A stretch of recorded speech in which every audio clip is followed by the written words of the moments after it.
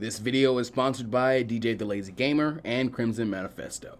Hey everyone, and welcome to a compilation of the original 3 episodes of the Plus Soldier podcast concerning my first pass at what if the Inuzuka clan raised Naruto. Right off the bat, relax. I am coming back to this story, just not today and not with this version, as I think we can do a bit better and expand on some things. But this old version will inform some of the new directions, so for that reason and your own viewing pleasure, please enjoy this movie. Before you do, however, take a look here at this screenshot of my channel analytics. It says that nearly half of you aren't subscribed but are watching regularly, so please make sure you do and turn on your notifications. That way you don't miss it when the redux/new version of this story and all my other great content comes out. Drop a like and your thoughts, criticisms, or screams of rage while you're at it as well. And with that said, please enjoy the show.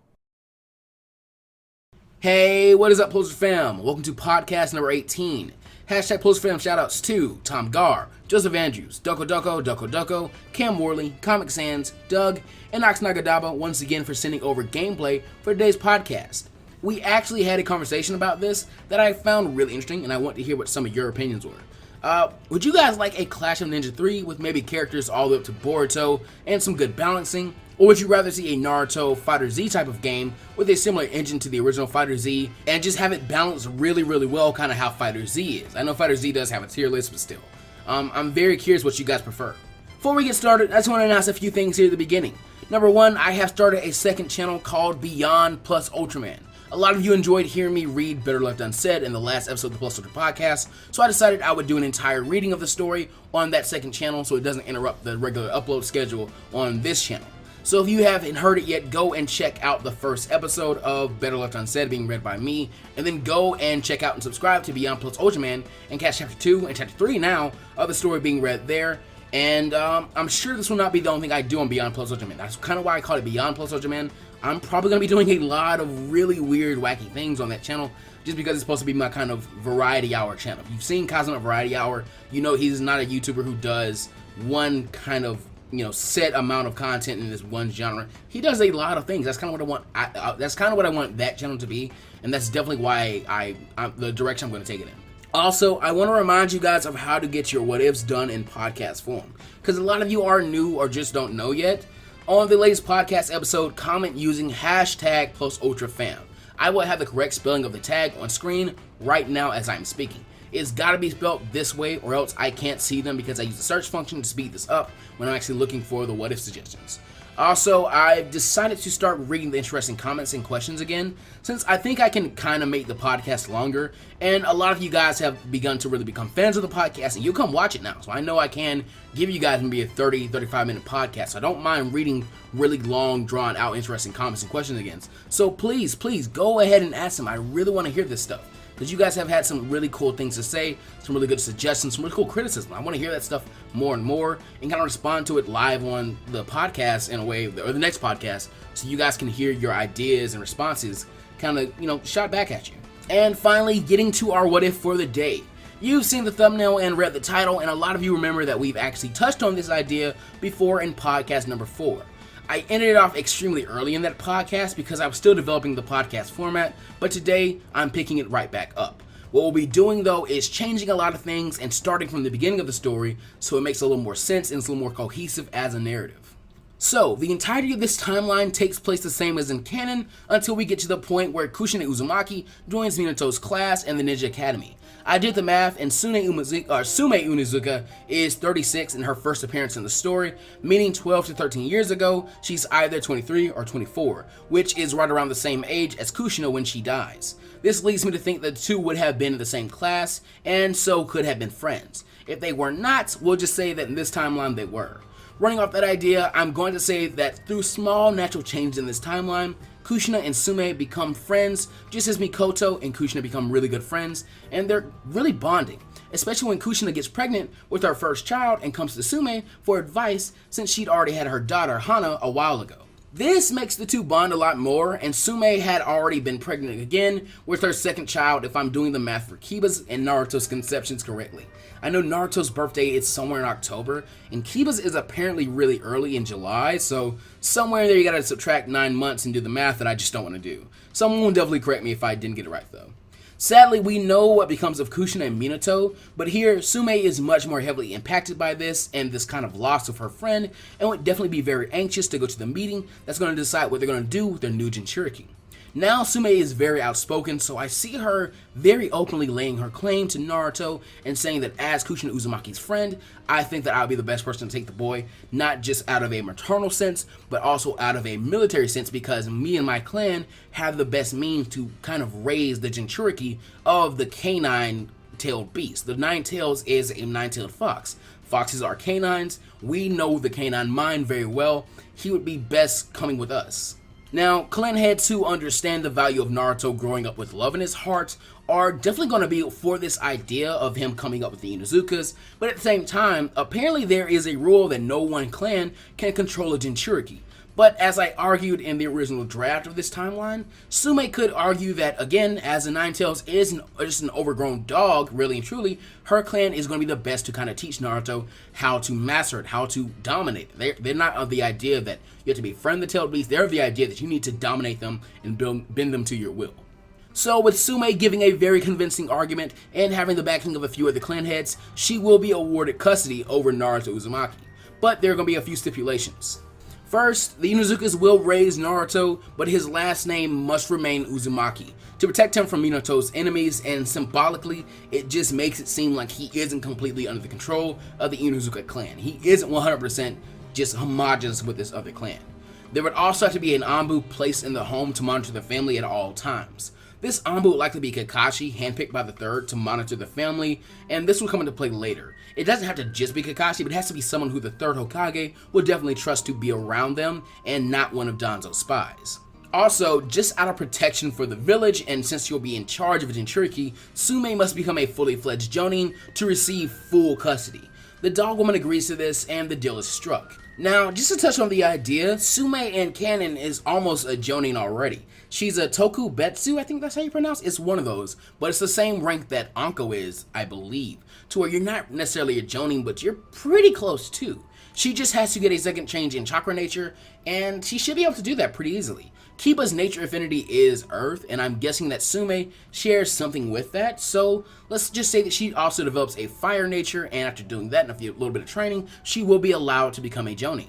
Now, if I'm doing my math right, Sumei had given birth to Kiba that July, so he's 3 months older than Naruto, meaning that Hana around this time is about 6 years old.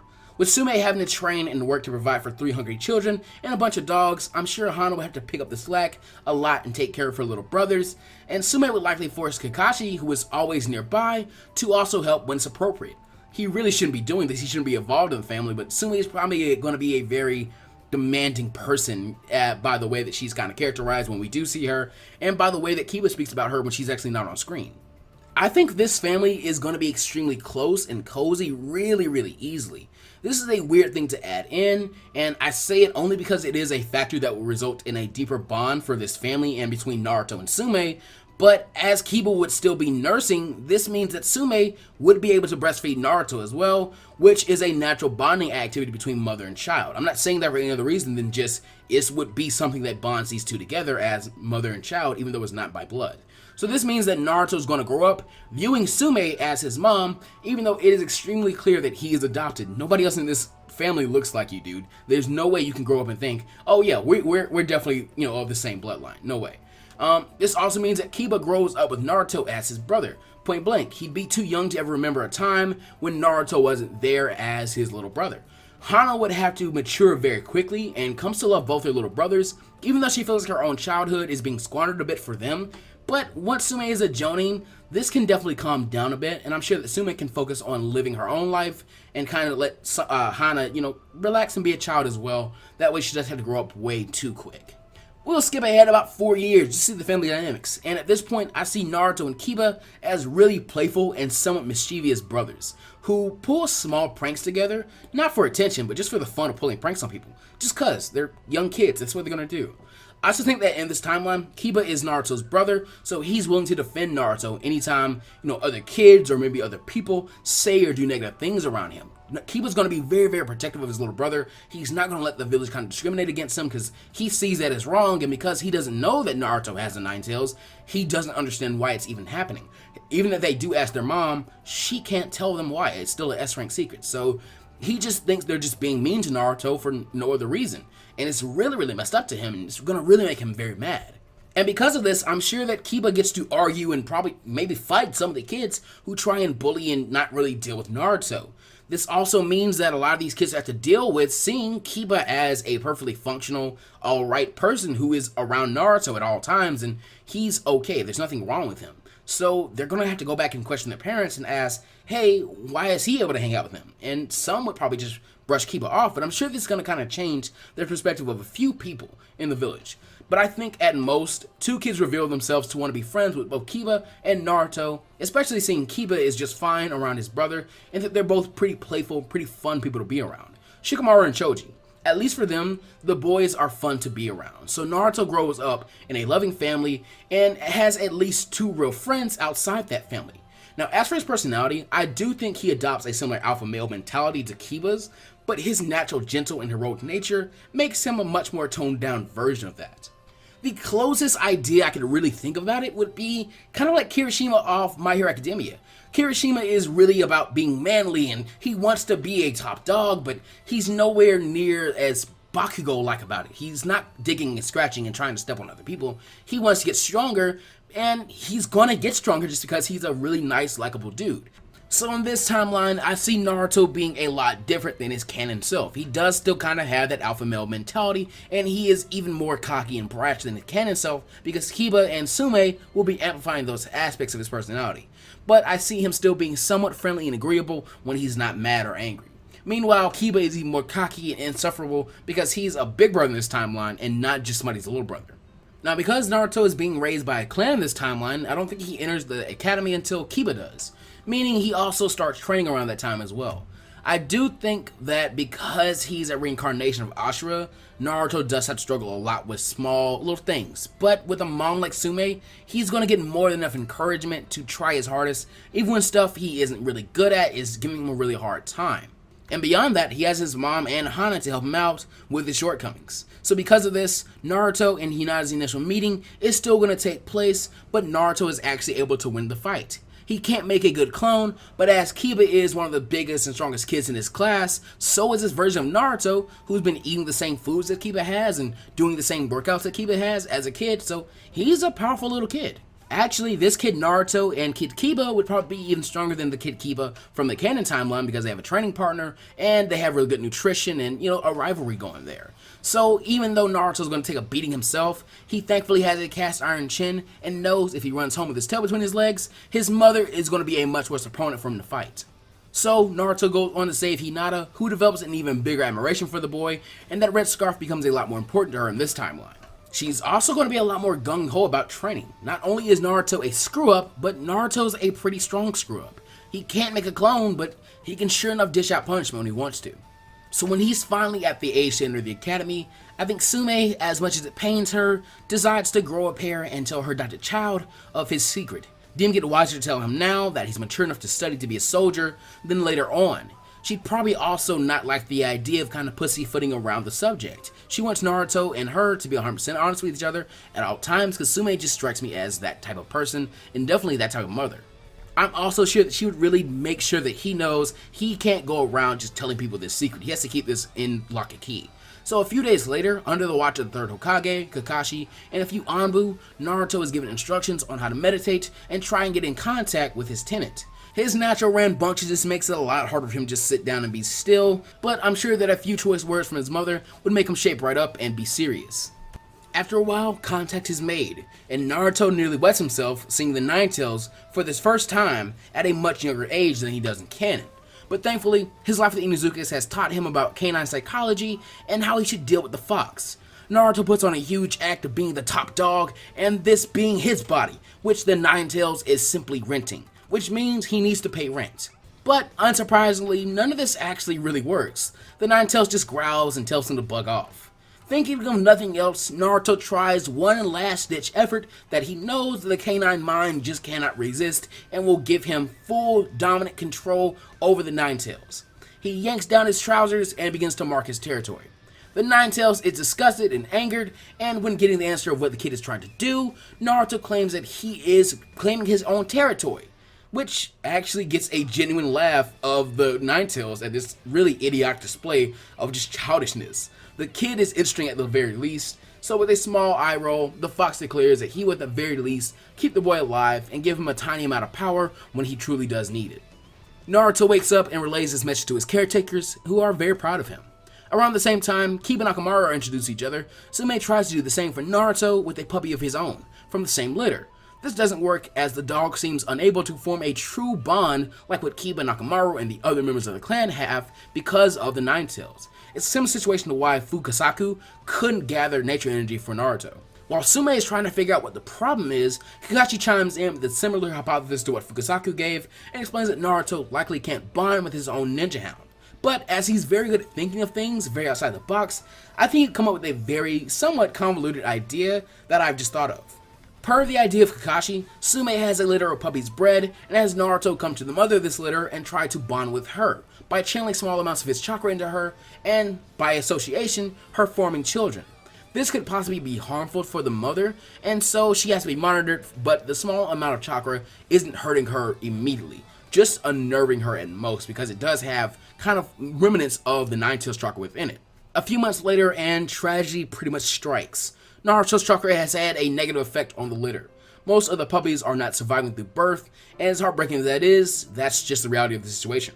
Remember, at this time, the Ninetales chakra is very dangerous. Even during the Shippuden era, it's very dangerous to Naruto as it can burn his own skin off, and that's Naruto when he's in his late teenage years, so imagine what that's going to do to a very young puppy inside the womb. None of this was intentional, it's just Kakashi had an idea and didn't really know the full dangerous effects of the Ninetales chakra on beings that aren't really used to it. And because this happens, I'm sure that Naruto feels completely responsible for this and would likely feel really bad about it. His mother would also have to have another conversation with him about death way too soon after revealing to him that he is a Jinchuriki and the reason why his parents are dead. I think if Naruto kind of had this situation happen to him again, it would really affect his development and his current idea of being this cocky, brash person. Remember, I said that he starts off very cocky like Kiba, but through here he's going to become a little more gentle and a lot more caring in his demeanor around people. I just think that he would develop a very protective personality. Now, the silver lining here is that a single puppy is able to survive birth and quickly begins to develop and grow stronger and stronger every day that they're thinking this puppy is going to die any day now. He actually has a lot of fox-like characteristics like dark red fur, a fluffy tail, and it has a strong connection to Naruto immediately as soon as it is able to walk and actually open its eyes. And the two have extremely similar chakra reserves of blue and red. This thing is somehow able to access its own pool of the fox's chakra. As for this dog's name, I did come up with a few things that would have been fitting, but I also wanted the name to match the nomenclature of the other Inuzuka clan dogs. Akamaru's name means red circle, and Sumei's dog, Kuromaru, actually means black circle. So I did think about naming the dog Orange Circle because that's Naruto's favorite color and it would be fitting. I even thought about naming the dog Uzumaru as in Spiral Circle because that's what Uzumaki means, so that would have kind of fit.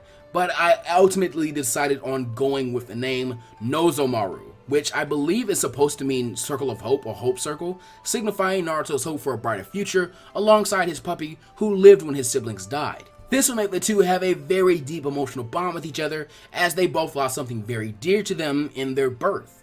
From here on out, Naruto and Kiba begin training seriously to be good ninja along with their puppies Akamaru and Nozomaru, with Naruto always having to work much harder than Kiba to keep up, and both trying their hardest to keep up with Sasuke Uchiha, who soon loses his own family very soon after this. Now, think about the whole situation with Nozomaru. I'm sure that Naruto's going to kind of apply that same logic to what just happened to Sasuke and feel really sad about it.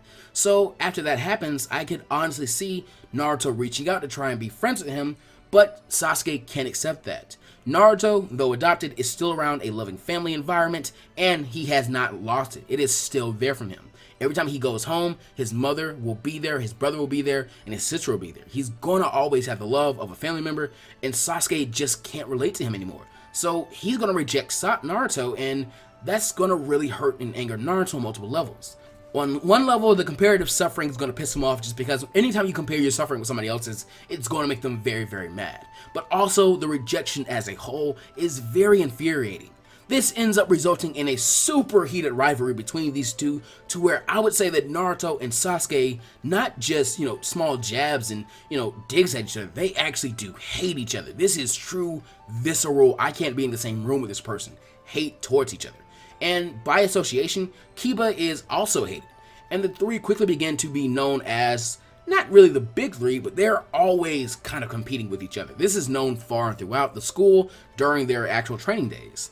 And because of this, I think that Kiba and Naruto, at least at the beginning of school, are a lot further ahead in the class rankings than they are in canon. This also means that Sasuke has to work a lot harder to maintain his spot at the top, and I think he would definitely rise to that challenge, becoming a much stronger version of himself a lot earlier in canon. That said, someone else is growing a lot more than in canon as well. As Naruto is an Inuzuka in this timeline, he has developed a nose and sense of hearing like one of the Inuzuka, and so he very easily hears the breathing of someone who is watching his training and is able to pick up their scent as well. As brash as ever, he calls him out for being creepy and being a stalker, and an absolutely embarrassed, terrified, and honestly hurt Hinata reveals herself to him. Before she can explain herself, she can't help but begin to cry, and Naruto quickly loses any bravado or sense of anger, and begins to apologize to Hinata for calling her those things, possibly even recognizing her scent as the girl he had saved a while ago, and finally realizing they were in the same class and that they actually knew each other before this. Upon that realization, I see him striking up a conversation, and because it's so rare for him to actually have people really pay attention to him and want to deal with him outside his family and his few friends, he's all for trying to get her out of her shell and to have a conversation with him. Even if she's going to be speaking very, very quietly, he has pretty good ears so he can hear her and not really have to make her repeat herself too much. Naruto asks her to speak up some, but not a ton, even getting her to pet Nozomaru and make the puppy very affectionate towards her. Naruto even invites Hinata to train with him, and the two spend the rest of that evening working over their kunai throwing skills. The trio would decide they really enjoyed spending time together and would opt to make this a regular thing from now on in training together. Skipping ahead about 3 years, Sasuke, Naruto, and Kiba have gotten extremely strong to the point there are talks about Sasuke possibly being able to graduate early in this timeline. These are shot down as it could be dangerous to allow him to become a genin so early based on what happened with Itachi.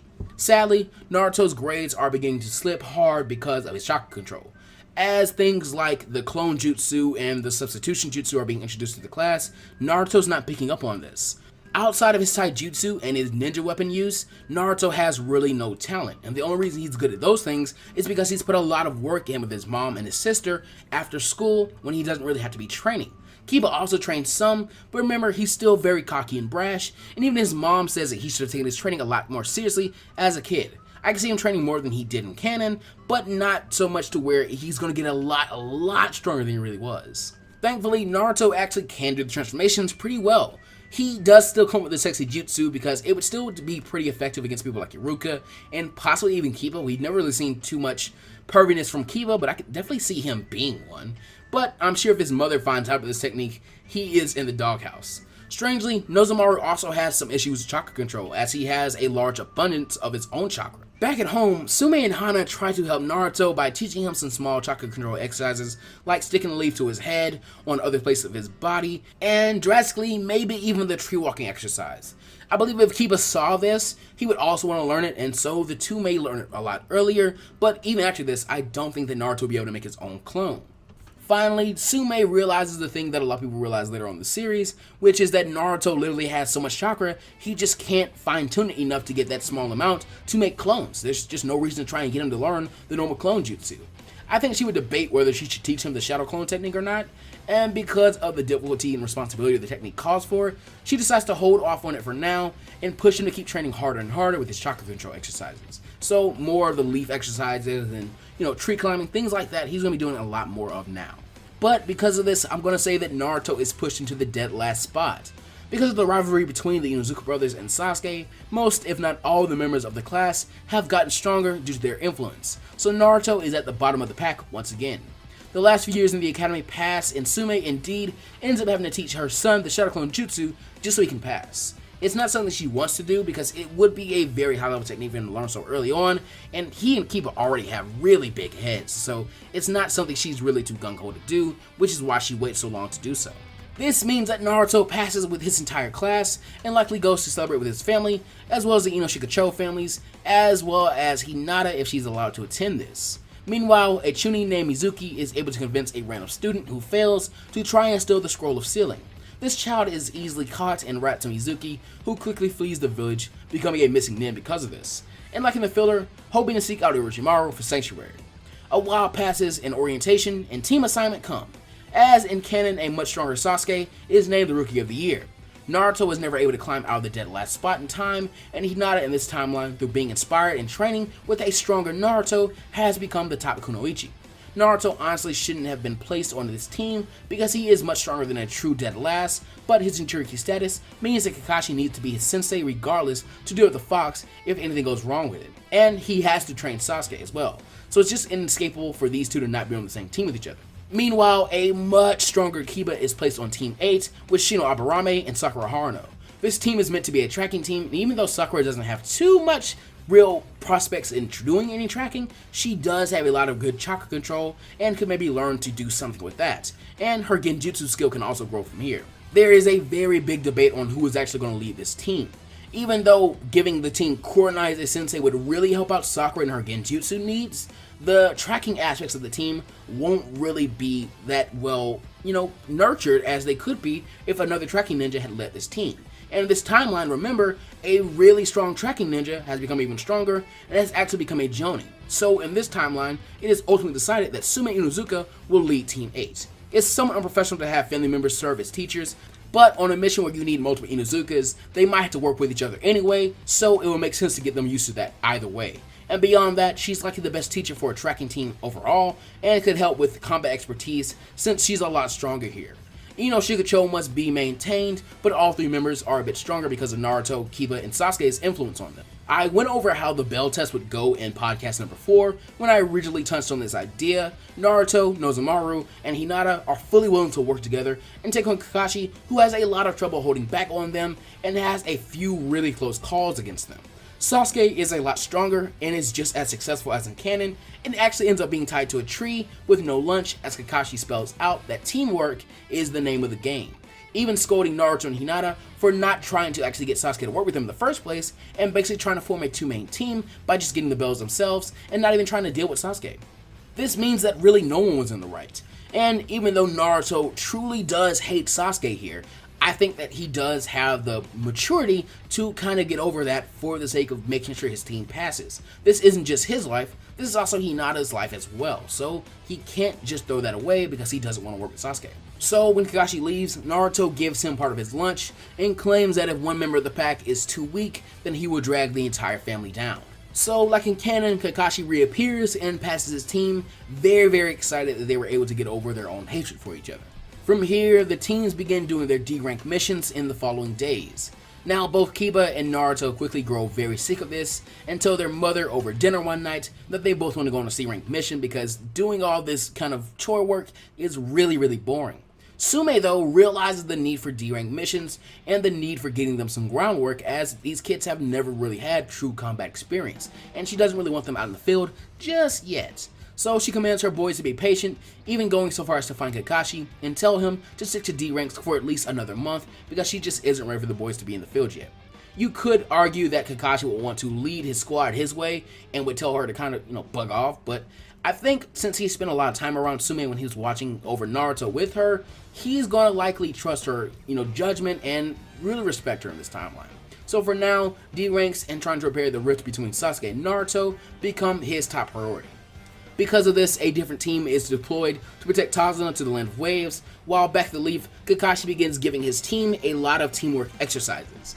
Also during this time, I think that Sumei gets very sick of Sakura being a very weak kunoichi because she's a really strong kunoichi and that kind of just drags down the entire profession of female ninjas. So she's going to really focus on her development as a ninja and probably get Kiba and Shino some teamwork training as well because I feel like those would really be equals in this timeline. Not to where Shino is really far above Kiba and Hinata like he was in canon. No, these two are actually really good rivals here. Back at the Land of Waves, I think that pretty much any team should be able to take on the Demon Brothers decently well, especially if they're more than one Chunin. So the Demon Brothers should be defeated, and after this, I think Tazuna would either be sent off on his own or will return to the village and request a B-rank mission by explaining his situation to the Hokage, who is a very nice and understandable person. I don't understand why Kakashi didn't just tell Tazuna at this moment, like, hey, I think if you just tell the Hokage what's really going on, he may just kind of loan you the money to require your own B rank mission, and you'll pay it back once the bridge is done and you're able to get your economy off the ground. Story wise, I know why that was never actually said. I'm just saying it would make sense if a different character who isn't kind of, made by the plot to make this kind of statement. So after this, a squad of 1 Jonin and 3 Chunin are deployed this time and are able to protect Tazuna even against Zabuza.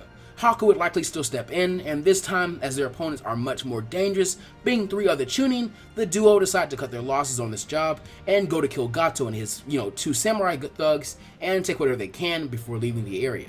So there's no real, battle on the bridge anymore. Gato's dead. They gotta finish the bridge, and that's pretty much it. Weeks later, Sumei thinks it's finally appropriate for her children to do their first C ranks. For them, it's a very simple escort merchant from point A to point B mission alive, and possibly fight some bandits.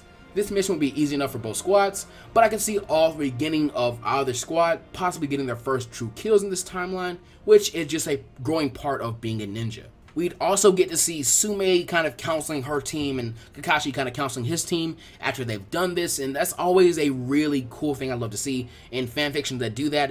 This is a really hard thing to put on a child, so there would have to be some type of real sit down and talk about your feelings after you've taken a life for the first time. These are child soldiers when you really get down to it, and it's a really fun idea to kind of explore that. After this, they return to the Leaf and the Chunin exams are announced, and of course, Sasuke and Naruto, even though they really don't like each other still, decide they want to enter, with the peer pressure getting to Hinata, and her wanting to enter as well. Sumei also decides she'll enter her squad, mainly because she wants to in-depthly see how well they stack up against others, as they are strong, and hopefully this will teach them some valuable lessons. It'd be a very similar reason as to why Kakashi entered his team in. He wants them to get some real world experience because they're always kind of complaining about the D-rank missions they go on. They need to understand that life and death are very possible for them in the ninja world, and because she doesn't really know that Gaara is going to be there or the Leaf Crush plan is going to happen, she probably thinks that the Chunin exam should be a pretty safe option to do it because they'll be on the Leaf this time. So skipping ahead, I could still see Rock Lee challenging Sasuke to a fight in this timeline, which would still be pretty good for him. Hinata and Naruto still watch it, and I see Naruto doing a bit better if he does challenge Lee. Maybe Lee would be very impressed by Naruto's power, just in raw physical strength, and I would see Naruto kind of being like, Nozomaru, don't get involved in this, or something like that, just to give you a bit more of what would actually happen in this timeline chain. From here, the first few parts of the exam go how they did in canon. Sasuke, however, cannot cheat like he does on the first test, as his Sharingan, as of yet, has not awoken. So he must rely on Naruto and Nozomaru, who again, he does not like, for the answers in the written test. These are the small things that are going to kind of play into his starting to somewhat want to be able to tolerate Naruto and realize that he is a pretty strong and capable ninja in his own right. After that, the teams are released into the Forest of Death, where Team 7 has the ultimate early warning system, kind of how Team 8 did in canon. Naruto and Nozomaru's senses of smell and Hinata's eyes let them know exactly where they are and who's around them at all times. And if you really think about it, the Nine-Tails chakra that can enhance Naruto's senses of smell and hearing would probably be even stronger than Kiba's, so you even have even more of an early warning system. This means no attack by the Rain Ninja Oboro because the team would know he was there before he could even ambush anybody. And if he could ambush Naruto, he's so much stronger here, he'd be able to pretty much easily defeat him on his own. This also means they have a very clear warning of the attack from the Grass Ninja. She would reveal herself and unleash her killing intent, which scares everyone, but Naruto's improved connection with the Nine-Tails pretty much automatically elicits his chakra to seep out of him in this moment. And because of not actually going to the bridge, this would be his first time truly using it in a battle. As he does naturally, but also because of being raised as an Inuzuka, Naruto instinctively drops to all fours and begins using the all four jutsu on top of his QB enhancement, which is going to make him extremely fast and strong. As this happens, Nozomaru, like his master, undergoes a similar metamorphosis and begins to leak dangerous red chakra. Orochimaru is supremely intrigued by the dog, also sharing connection to Naruto's chakra, and begins trying to toy the boy and his puppy to see how powerful they both are in this state. Naruto is physically a monster like this, and with Nozomaru and clones, Orochimaru is very surprised by how much effort he's having to put into this fight. Finally seeing just how powerful Naruto truly is, and how fast these two are fighting, Sasuke finally breaks out of his stupor, and actually ends up awakening his Sharingan once again, being driven to also fight alongside Naruto and Nozomaru. Hinata is also able to draw herself into the battle solely for the reason to protect her friends. While fighting all three members of Team 7, Orochimaru is being pushed back decently well, but not too much. Seeing Sasuke's visual prowess, he is very pleased and quickly decides to try and put a stop to this fight. Using the 5-pronged seal, he is able to seal Naruto's Fox Chakra and put him out of commission. Hinata actually tries to stop him from falling off the branch, which takes her out of the fight as well. Meanwhile, he takes the time to bite down on Sasuke's neck and bestow the curse mark upon him. Finally, Nozomaru is torn between trying to save his master and protect him and keep Orochimaru away from them. This moment of hesitation is all Orochimaru needs as he stretches his hand out and tries to grab the dog, trying to take him back with him to be dissected and studied on how it is able to use the Nine-Tails chakra and to see if he can actually pass this trait onto Orochimaru himself.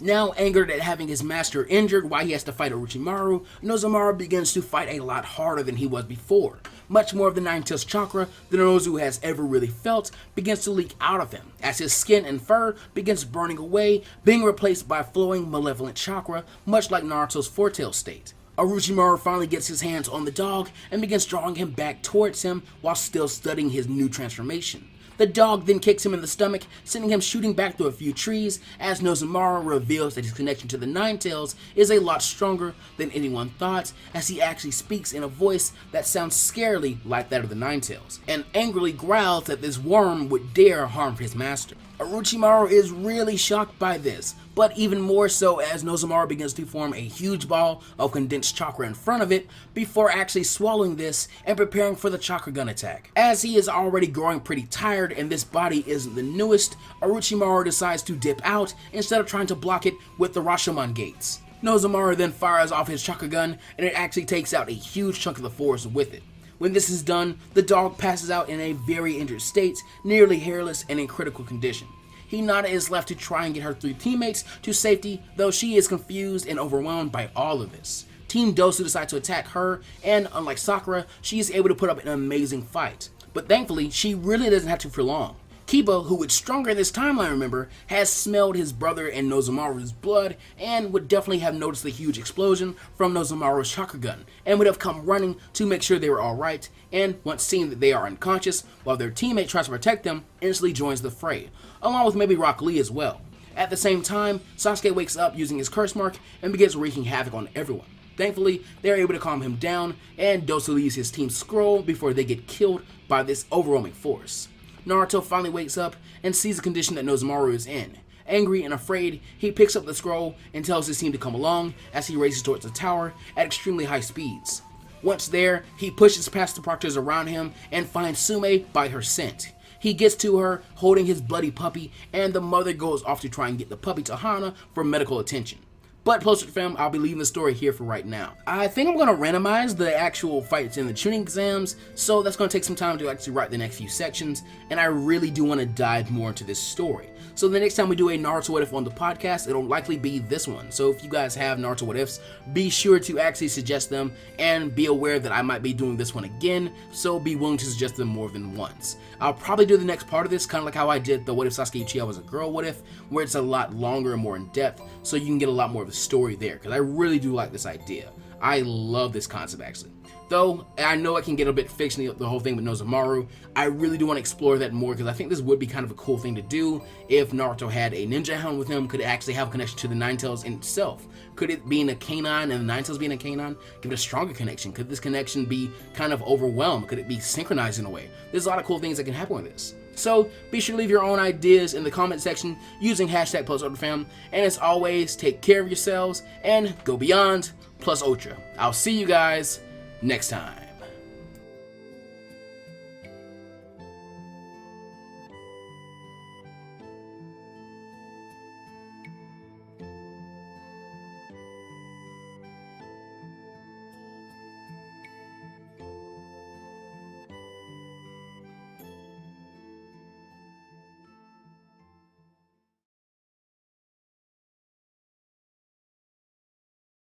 Hey, what is up, Plus Ultra Fam? Time for podcast number 21. Hashtag Plus Ultra Fam shoutouts to Maids Johnson, What If Universe, Stephen Craigie, Nicholas Hammond, BLK Wolf, Sans127, White Blade, Common Sense Bruh, Doug, Electric Skull, and Fear the Pig Gaming.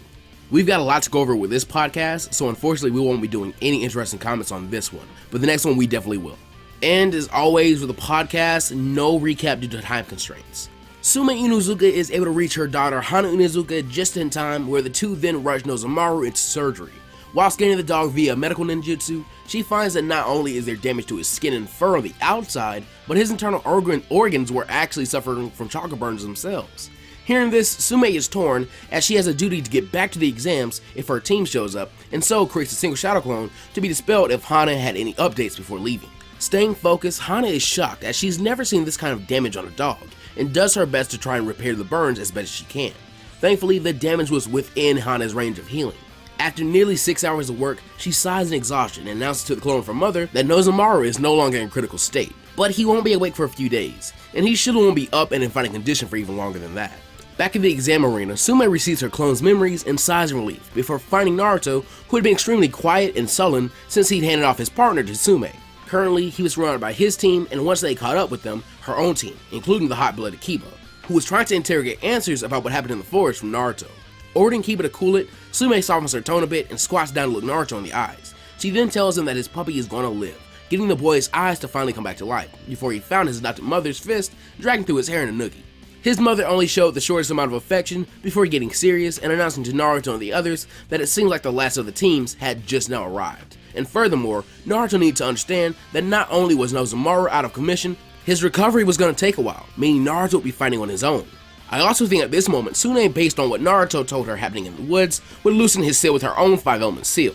As Naruto's caretaker, it would make a lot of sense for her to have some type of technique that allows her to quickly suppress a small amount of the Nine-Tails chakra in case of emergency. This is also a technique that Jiraiya and Orochimaru were able to learn, and I do imagine that if Jiraiya took the time to teach it to her, she would be able to pick it up in time. Now, this isn't a big deal in the grand scheme of things, but psychologically, to Naruto, who really hasn't fought without his partner since their first meeting, it's a bit off-putting to have to shake off the rest of being solo with no warning until the last minute. Hearing this, Kiba growls, still angry his brother would not take the time to tell him what was actually happening, and he could guess that his mother would not do so either. For a long time now, he'd known there was something about Naruto that no one wanted to tell him, and if he didn't find out soon, he'd go insane. Shaking those negative thoughts aside for the moment, he decides to focus on the now and stops his brother. He explains to him what happened while he was in the forest and imparts a single warning. If you run to a boy with red hair and the conjure for love above his left eye, run. Do not fight him.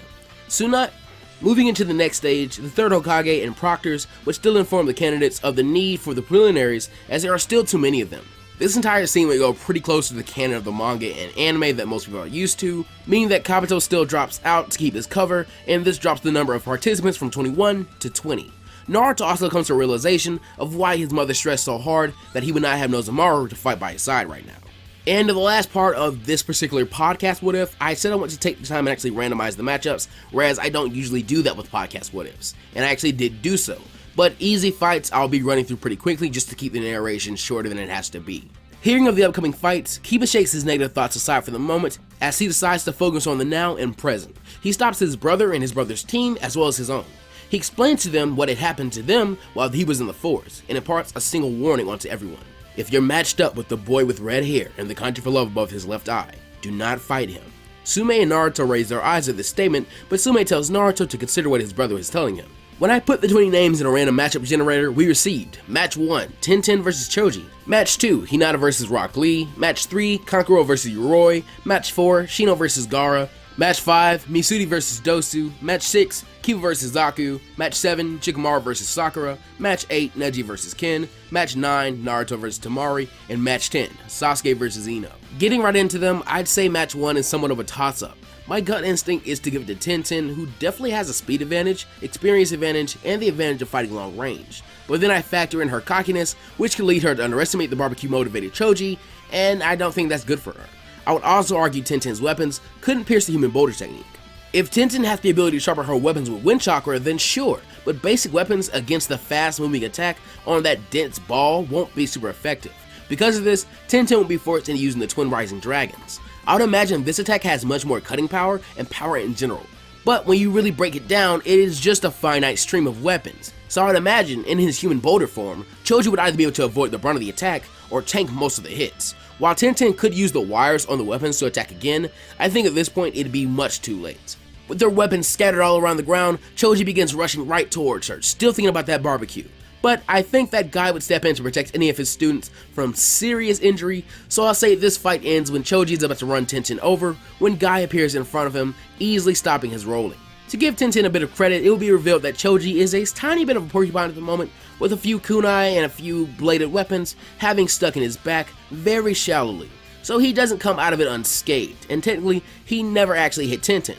I just don't feel right giving the fight to Tenten when I'm not certain her attacks could pierce Choji's Himboto technique enough for serious vital damage. So Choji returns to the stands and rushes everyone along so he could go get his barbecue, while Tenten sulks at being defeated by a first year and saved in front of everyone. Match 2 could be an easy call, but there are two factors we must consider. Number 1, this is a more confident and combat-ready Hinata, and number 2, Lee likely wouldn't go all out from the start, meaning like with Gar, he would start the fight with the weights on and without the 8 gates open, but he's likely not about to go into this fight with the thought of actually having to take them off. I think there could be a few quick exchanges where Hinata's gentle fist techniques prove to be somewhat effective, at least doing some damage on Lee, but the moment he releases the weights, I think he'll be very easily able to subdue his fellow Genin. She's stronger, yeah, but Lee tried to challenge Neji a lot, so he's not a brand new to the gentle fist or the Byakugan. The two are able to return to the stands with Hinata very sad, but Naruto would definitely cheer her up and remind her just watching the matches could help her get some good training in. Remember, these two have kind of been friends for a good while since Naruto was able to kind of find where she was when she'd be spying on him because he's an Inuzuka and I can smell you. Also, Lee would get the advantage of only one of his trump cards being revealed right now. Match 3, Kankuro wins. Even if Yoroi gets a hold of his real body, the crow can still be operated, and if he grabs onto the crow, he's in deep trouble. Match 4, the warning that Kiba gave to Hinata in canon and Naruto here would likely be repeated to Shino again afterwards. Kiba wants him to quit because he doesn't want him to die, he's his teammate. But I think Shino would agree to this. He would have been right next to Kiba when he saw Gar's true might, so I think he'd be on the exact same page as Kiba. He is not keen on taking on the Sand Shinobi. That said, Shino is smart. I think he would choose to take Gar on for the sole reason of gathering more information for his teammates and comrades. If they are matched up against him later, they're gonna need that. Sumei is a bit nervous to let him do this, but the boy is a shinobi. He's an adult, a child soldier, and he's trying to do the right thing here. She has to allow him to at least try before stepping in or trying to mother him. He can't have that. Before the match begins, Shino would face off with Gaara, and the instant the match actually begins, he has to switch himself out with a butt clone as sand crushes it. With his first experiment, he implants his insects into the sand to have them study it. Through their pheromones and communication, they're able to tell him a few things. Number 1, the sand is imbued with potent chakra. Number 2, they're having trouble consuming it as there's a malevolent nature to it. It's just like chakra felt from Nozomaru and Naruto in the forest, which is very strange. Number 3, they were being killed by the sand almost systematically, suggesting to Shino the sand is autonomous as his insects should be too small when not gathered to be sensed by Gaara himself. With these observations made, Shino begins trying to gather more information just to see how far he can push this. He tries to test Gaara's range, speed, etc. Unfortunately, he would be tired from substituting himself with bug clone after bug clone. He even tried using tricks with the normal clone jutsu just to save some of his colony. That, and with his colony being decimated right now, Shino would go on to forfeit, enraging Gaara. I think we'd see a similar scene to the Jonin stepping in to stop Neji, here as without getting any blood since the forest 5 days ago, and being surrounded by combat, Gaara would be ridiculously bloodthirsty right now. Match 5, Dosu wins. This is a horrible matchup for Misuri, and his one technique isn't very impressive considering he has to get so close to use it, and he isn't even that fast. Match 6 with Kiba vs Zaku is interesting. Even though Team Dosu took on Hinata, Kiba, and Lee in the forest before Sasuke woke up, I think all of Team Dosu would only be mildly beat up, not bandaged like Zaku was in canon. It had been a 3-on-3 battle at one point, so when Sasuke had woken up, I don't see Dosu wanting to stay in that situation. Then it'd be 4-on-3 with the possibility of more and more disadvantages coming and coming. He'd leave their scroll and flee while they had the chance. So Zaku is nowhere near as injured as in canon, meaning he has access to both of his hands, and he's in better overall shape. Meanwhile, this timeline's Kiba is bigger and stronger and more skilled than his canon version by having 2 rivals as he grew up in Sasuke and Naruto's shadow. And with Naruto being his younger brother, that really pissed him off, making him work a lot harder to catch up with where Naruto had gone to. Having just watched the match with Dosu, I think Kiba would be smart enough to realize Sound Ninja liked using sound-based attacks, meaning his enhanced hearing could be his downfall here. Beyond that, he doesn't have much in terms of real long-range ability. Remember, Kiba here grew up alongside Naruto pulling pranks. I think this would cause Kiba to learn to be a bit more tactical and strategic with his thinking. However, pride gets in his way. As he faces off with Zaku, he orders Shikamaru to stay out of this. He had two reasons. Number one, if Naruto had to prove that he could go without Inuzuka for a day, then he would prove the exact same thing. And number two, he wanted to keep some tricks hidden for both his and his brother's sake later on during these matches. Sumei calls her son and student an idiot for underestimating his opponent, while Naruto barks at his brother to stop copying him and Inuzuka like losers. Shikamaru is confused but obeys his master and returns to the stands with Sumei and Naruto. The match begins and Kiba instantly drops to the 4-point stance of the Beast Miracle Jutsu. He then charges right at Zaku at a high speed. Remember how the original Kiba was able to speed blitz Naruto? Well, this Kiba will be faster than that. Zaku smirks and tries to blast him with his decapitating airwaves. Kiba veers to the right at the last possible second and only suffers a shadow slice from the top of his shoulder down to his side off his hip. Wincing, he continues his charge, now close enough to pounce on Zaku. And with his speed, he would reach him before he actually had time to react. Grabbing onto his wrist and kicking his legs onto the ground, he tackled Zaku and struggled for a bit as the two rolled into the ground. Kiba growls and holds Zaku still for some reason before sighing and jumping away. Zaku snarls, yelling, and stands up, telling Kiba he's dead if that's the best he can fight. He then feels a weird wet warm spot somewhere on his clothes and looks down at his thick yellow t-shirt to see a wet spot. The Sound Ninja was more confused and angry now and had to ask Kiba if he had just peed on him. The arena goes quiet for a bit as they all stare. Kiba blushes and admits to pissing on him, but claiming that it was a legitimate technique created by his clan called dynamic marking. Sumei nearly jumped into the arena to clobber her son, while Naruto burst out laughing his ass off while asking Kiba why he would do that. The other boy barks back at his brother, saying that it was part of one of those super cool multi-step plans at the last possible minute to be a big hero things that they had always talked about while growing up. Once hearing that, Naruto could not stop laughing for two reasons that kept him from actually responding. Number one, none of those plans ever involved him pissing his pants to mark the enemy. And number two, Kiba still had a wet spot on his pants. Kiba growls and snarls and nearly jumps up to the stands to fight his brother, when the slightest displacement of the scent he just dropped in the air caused him to instantly know that Zaku was moving for an attack while his back was turned to him. Dodging by stopping, dropping, and rolling backwards, Kiba once again pounced at Zaku, this time swinging his legs out first, kicking the other boy's hands out away from his body. Meanwhile, his hand threw a small smoke bomb directly into Zaku's face and hopefully into his eyes. Zaku rears back, having reacted quick enough to close his eyes as the smoke began spreading to a large area. Kiba smirked and began to spread more and more smoke bombs all around the area, and soon only the Inuzukas and Kakashi could really tell what was going on in the battle. Sasuke soon got curious and tested out commanding his own Sharingan for the first time, and getting to work after only 2 tries. With the lock onto Zaku, and Zaku having no way of actually seeing him, Kiba cheers and activates the passing feint technique and flies right at Zaku, catching him in the chest and knocking him down.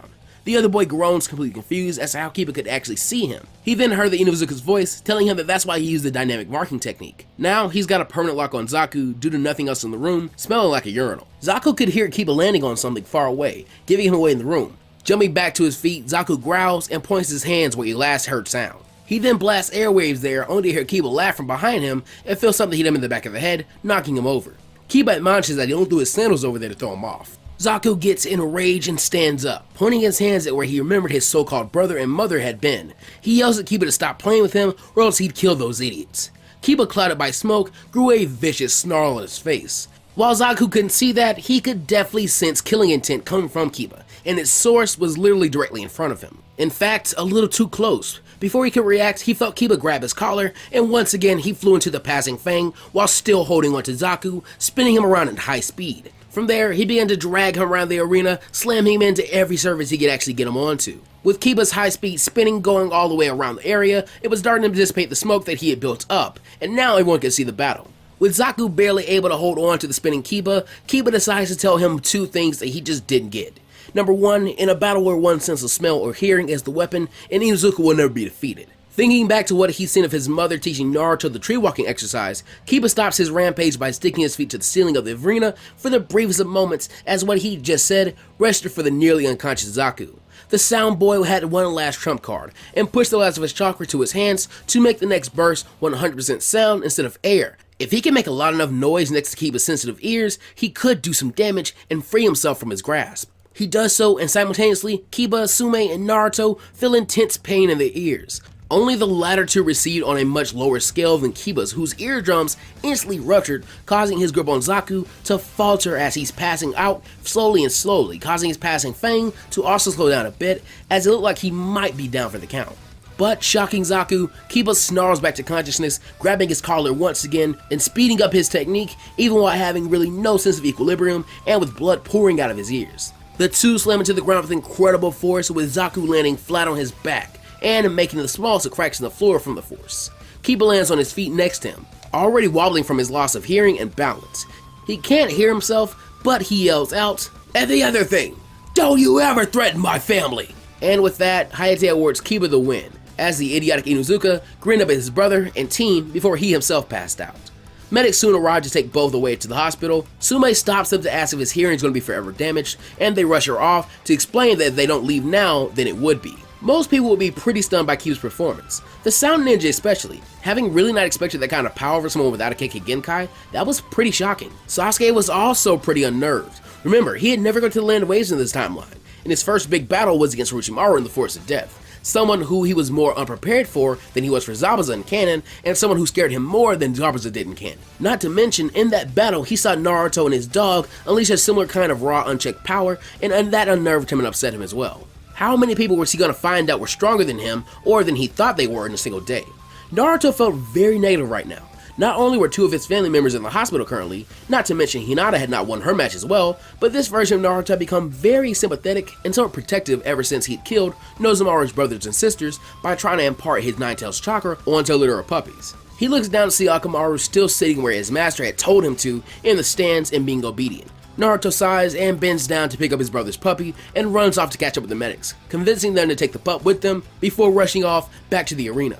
Match 7, Shikamaru wins. Sakura here is stronger than her canon counterpart, but so is Shikamaru for one, and even without that, I don't think she has much of a counter for his mind or his ninjutsu. Match 8, Ken wins. I'm lying, Neji wins. Ken is definitely not fast enough to deal with Neji, and beyond that, Neji is not so vulnerable to her genjutsu. Once again, he just saw two other Sound Ninja fight, and they use sounds. Her Senmon won't have bells on them, 1 + 2 = 3, Neji wins. Match 9, Naruto vs Temari is fun. Temari is strong, like way stronger than she is given credit for even as a kid. That said, she would definitely come into this fight underestimating Naruto. She would likely realize that he was related to Kiba and account for that, but she definitely isn't about to go all out from the start.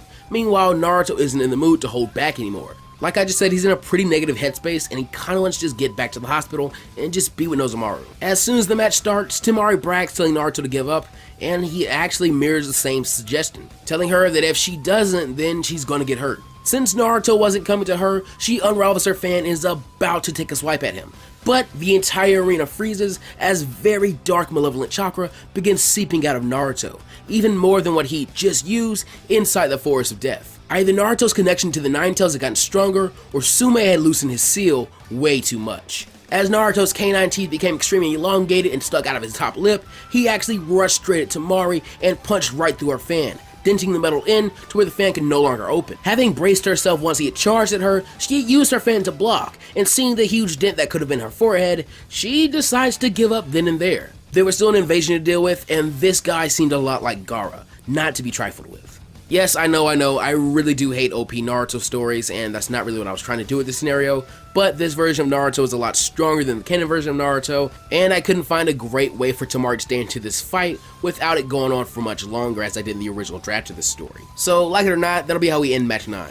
In match 10, Ino would have realized by process of elimination, just by seeing who was participating in match 9, that her opponent would be Sasuke, who she would respects and has a crush on. That being said, it would make it really difficult for her to fight him regardless, so I think she immediately forfeits, which actually pisses off Sasuke. Now he doesn't even get a chance to test himself on top of all the BS he'd gone through today. Something Orochimaru, who posed as a Sound Team Sensei, takes notice of, as he would still be present as with Sasuke and Kakashi. From here, the rest of the prelim saga would go the same as in canon with the explanations of why the finals are a month away, yada yada yada, then we get our 5 random matchups. Match number 1, Gar vs Dosu.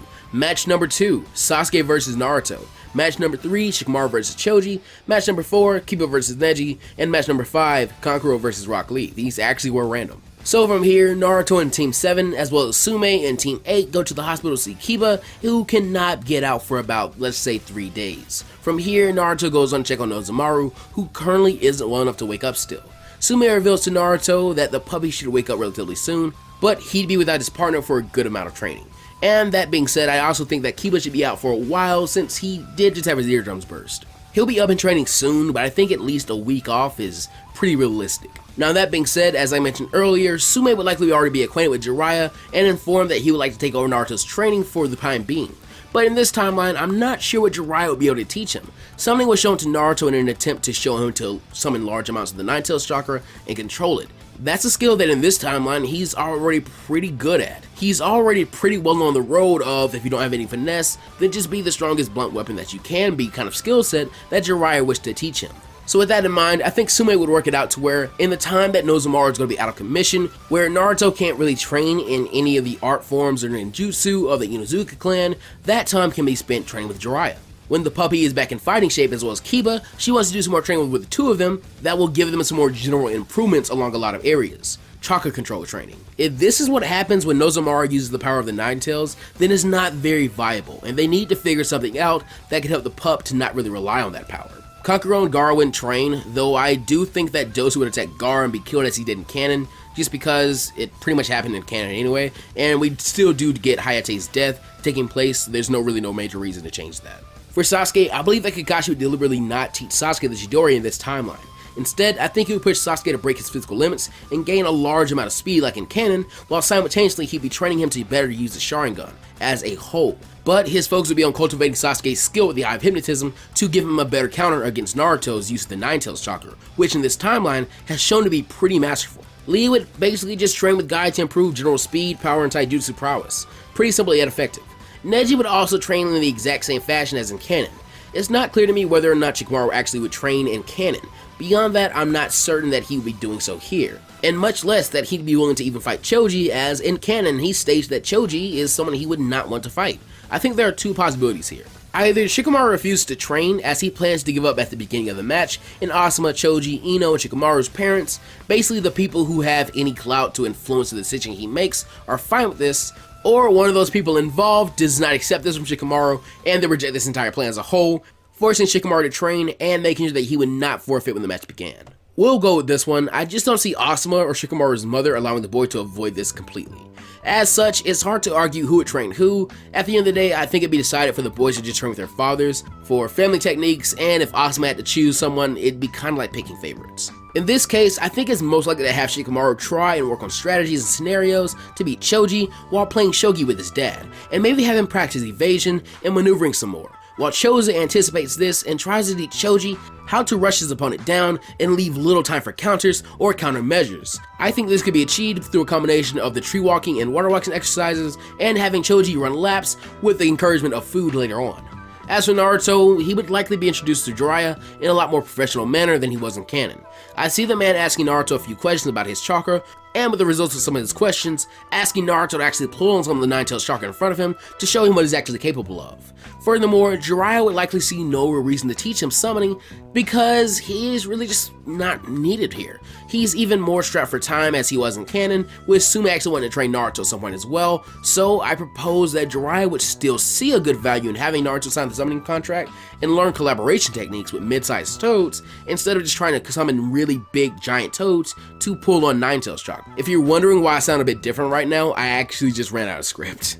But this is more a reference to the anime only section where Jiraiya attempted this because in canon, Naruto did a collaboration transformation with Ganbabunta, and he also did the collaboration technique with Yamato when they arrived to fight Kakuzu, so he could actually do it pretty well, but it'd be cool if he did more like Jiraiya does in canon, just with Nozomaru later on when those two are both healthy and able to fight together. As for what Sumei, Naruto, and Kiba train with, well, she would first likely make sure that Akamaru and Nozomaru are shown how to properly do a dynamic marking to avoid any more accidents from Kiba. And beyond that, more refined chakra control to help the boys in terms of pretty much everything, like their endurance in terms of chakra, their strength, speed, just overall stats. I know that seems a bit lazy, but the boys are young and chakra control is really important, especially when you are younger. As you see later in Naruto, when the better his control is, the easier it'll be for him to get more and more of the techniques down pat. So when the day of the finals finally arrives, we would see that Gaara is there without his actual opponent, so they would decide to push his match back until Dosu arrives, although nobody really knows where he is, while Baki, Temari, and Kankuro keep looking at Gaara like, bruh, why did you do that? This would push match number 2, Sasuke Uchiha versus Naruto Uzumaki up. But that plus Ultra fans will all be leaving this timeline of the podcast off for right now. I know this is a really bad cliffhanger, but I kind of want to do something like what I did with What If Sasuke Was Born a Female, where it was a like 55-minute chunk of just the story, and we kind of got through it and had a long podcast, and I feel like the more we get through with the baby bits here, we can kind of finish it up with a third one later on. So the next one, it might be like 50 minutes, maybe an hour long, and we'll finish up there. Sorry guys, this will just help me without, doing it there and having it be really rushed and not with a lot of detail. So be sure to like this podcast episode, subscribe to the channel with notifications on, so when the next podcast that involves this story comes out, you'll be notified and you'll be able to see that video as soon as it comes out. Share the videos with your friends and comment down any thoughts or criticisms or ideas you might have about this scenario or other scenarios using hashtag #PlusUltraFam with the correct spelling of capital P, capital U, and capital F. That'll do it for this time. As always, take care of yourselves and go beyond plus ultra.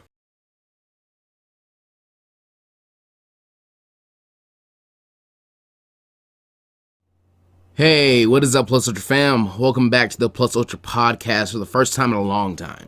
This one might look and sound a bit different. It's not scripted too in-depthly, and I just wanted to give this one out to have a few things going over, so you guys have some general update information in the form of some entertainment as well. And remember, with podcasts, we do not do recaps. Naruto and Sasuke stare each other down from across the field. Remember, these two have been bitter rivals since childhood, even more negatively than the canon. The two hated each other to the point of bare tolerance being miraculous, and only recently had that begun to diminish, and that was only by a small amount. As soon as the match started, Naruto would order his partner Inuzukas to jump down from his shoulder and activate the man beast's mimicry techniques. Through their shared connection with the Nine Tails, a small amount of red chalk began to leak out of them as Inuzuka transforms into his master. Sasuke coolly watches them, but just before the Uzumaki and his canine could charge or attack, he disappeared from their sightline, and soon the two felt their skulls cling off each other as Sasuke had run behind them and slammed them together. Capitalizing on that confusion, he'd lock his legs around one of the Naruto's throat and his arms around the others. The trio fell to the ground as Sasuke tried to choke them out, and even with enhancements to their physical strength, neither could break Sasuke's iron grip once his arms and legs had gotten locked together. In this timeline, the physical training that Sasuke did in canon to grant him the speed to use Chidori is better put towards making him a better physical contender overall.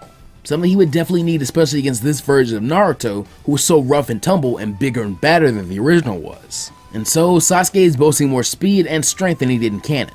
As Sasuke's grip tightens on their throats, Naruto and Inuzuka have to calm down and stop struggling and think. The two come up with a gamble and use all their strength to struggle a bit more and push Sasuke's grip to move his arms closer to their mouths. They then take a massive chomp into him. Though his pain tolerance is high, Sasuke can't take it, and he substitutes himself with one of the Narutos, making Inuzuka bite into Naruto and vice versa, as Sasuke gets back up, creating some distance and flinging a few shuriken at the duo. Now more angry, and already having grasped his ability a bit better, Naruto roars at the incoming weapons, causing a powerful burst of wind to deflect them, as Nozo circles around, planning to pin Sasuke down in a pincer maneuver, while also allowing Naruto to close in on him from the front. But instead, the Uchiha met the transformed dog head on, clashing with him in the middle of the wide arena while Naruto rushed towards them. Sasuke then expertly flipped over Inuzuka, using his short collar to fling him into Naruto. But the partners turned this to their advantage, as Inuzuka turned back to his true form, while Naruto extended his arms to give the pup a platform to bounce off of, and back off to the enemy to capture Sasuke. But finally, the Uchiha was in the perfect position he'd been trying to get into the entire fight, with both the Mutt and his master making eye contact with him. Using the Eye of Hypnotism with Sharingan as instructed by Kakashi, Sasuke is able to suppress the amount of Nine Tails chakra that both are currently utilizing. Under these circumstances, we'll also say that it's possible for a Sharingan user to at least partially suppress the Nine Tails without fully knowing of its presence. Or maybe Sasuke, not having fully awakened his Sharingan at the moment, isn't able to commune with Nine Tails inside of Naruto's head or the small amount of chakra inside Inuzuka like he could do later on in canon. With the imp from the red chakra gone, Inuzuka loses out on a large amount of his full speed, and this allows Sasuke to bat him out of the air. But it wasn't as if Naruto had stopped moving after he and Inuzuka's counterattack had failed. So when the blonde boy's fist was seen heading towards his face after he knocked the dog out of his line of sight, Sasuke was a bit surprised. Even with enhanced perception and more speed than in canon, the punch had gotten too close to be fully dodged, but Sasuke could allow it to graze him instead, putting a long gash on his face from his cheek to his ear. Naruto is finally able to get his hands on the Uchiha, with Sasuke grabbing onto his arms and trying to pry them off for only a small amount of success. Without his windpipe being crushed, it seemed the two of them were nearly equal in physical strength, and so the next few seconds were spent straining against each other. Inuzuka finally stands up, snorting and trying to get his brain unscrambled as he growls and charges back in to aid his master. Smartly, Sasuke doesn't allow him the opportunity, releases his grip on Naruto's hands, forfeiting the conscious strength to win the battle at hand. He drops and places his shoulder in Naruto's sternum, only to rev his feet up and use his lower position to send him reeling back and rolling away as Nozomaru's pounce misses. With that avoided, Sasuke once again retreats to a safe distance, remembering that was where he held the advantage and could counter and close in on his opponents if need be. Realizing the fight is stalemated for now, Naruto calls his puppy back to his side and leans down to encourage him. The canine whines at not having helped much at all so far. This gives Naruto an idea, and he picks up Nozomaru, putting him on top of his head and telling him that he's going to win this for them. Looking back to Sasuke, and with much less practice ease than what he had in canon, Naruto grins and makes the hand seal for the Shadow Clone Jutsu. Remember, he was taught in order to graduate the academy, though here he's much less adept at using it. While he definitely has the chakra capacity to spam it like he did in canon, his other skills have been refined enough that it's a technique that he's leaned on much less and gained way less experience in and comfort with. But making around 50 clones to surround the opponent was well within the wheelhouse. Sasuke frowns, realizing the position he's in, and it deepens as the army all drops to all fours and uses Inuzuka clan jutsu of the same name. With the stance change, Sasuke uses the Sharingan's Eye of Insight, allowing him to see what's to come. Preemptively, he pulls out and throws down a smoke bomb to cover himself up, but the cloud was not meant solely for hiding, as he knew that Naruto's nose could sniff him out. A few of the clones shoot into the cloud, confident that they'll be able to take Sasuke down quickly, but instead they're all smacked out of the air by Sasuke's masterful counter of the passing fang technique. Once the rest of the army realized their comrades were losing, they all began to rush in. Sasuke had to work very hard to beat away every clone that approached, countering here and dodging there while throwing clones into each other to hopefully dispel them. While the Sharingans make it reacting easy, the sheer numbers were becoming a big issue. In response, he waited for an opening and jumped upward and out of the cloud. Now free from it, he quickly weaved hand signs and blew the rest of the Naruto clones away with a fireball jutsu. Gravity pulled him back to the ground and into the smoke cloud. But just as his feet had hit the ground, the real Naruto came bursting through the smoke, having perfectly timed his own passing fang technique. With the split second with the obvious frontal attack dead on, Sasuke was able to very easily dodge it. But that was too easy, and wouldn't allow him to embarrass Naruto the way he really wanted to. Instead, he leapt completely over Naruto's spinning charge, and using his enhanced perception to slow down the side of Naruto's spinning and reached forward, slamming him into the ground with all the momentum he'd built up in a vicious armbar. Increasing the pressure of the lock, Sasuke orders Naruto to give up or he'd break his arm beyond repair. He knew he had no problem doing so. Gritting his teeth in pain, Naruto actually laughs, and claims that for a guy with magic eyes, Sasuke sucks at using them. Before that statement could be questioned, something small, red, fluffy, and angry had landed hard on Sasuke's chest, the force of it being enough to win him and allow Naruto to escape. Before the Uchiha recovered, Nozomaru clamps his jaws around Sasuke's throat, a position where he could quickly end the match. In typical shonen fashion, it flash cut to Sumei in the stands, watching the match and smiling proudly at her son's cleverness. Brute force was never going to win this match for him like Naruto so heavily relied on. When he caught on to that, he made two moves to secure Sasuke's attention solely on him and not on Nozomaru. With Sasuke distracted by the clone army in the smoke cloud, Naruto used the time bot to summon a mid-sized toad and have Nozomaru get on his back. As the toad jumps, at the apex of his jump, allows Nozomaru to jump off of its back. By the time Naruto had flown at Sasuke, Nozomaru was off his radar. It was incoming for a surprise attack.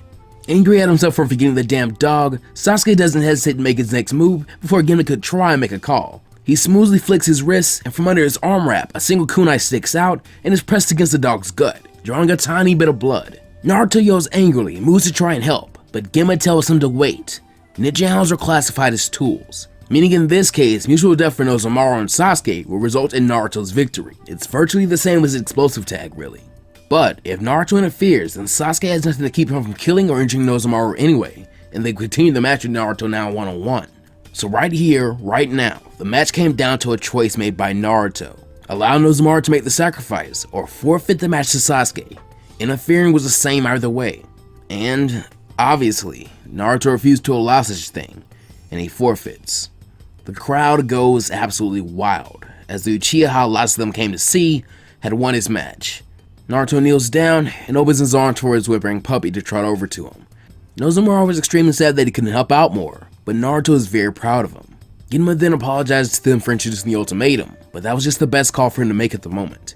He was secretly hoping one of them would give up under the condition, but he more expected the two teammates to come to a friendly solution instead. Still, the match ended with no loss of life, and he found that as a win. Since those two still hadn't shown up, it was Shikamaru and Choji's match next. The two were still pretty unhappy with the concept of having to face one another, but now it was way too late to back out of it. The match would start as most would, as Choji and Shikamaru face off, and Geto orders them to begin. Preemptively, Shikamaru makes a small bit of distance, expecting to see Choji open up with his partial expansion, followed by the human boulder technique.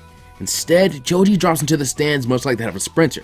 Straining, the boy pushes chakra to his legs until his calf muscles looked more muscular than possible.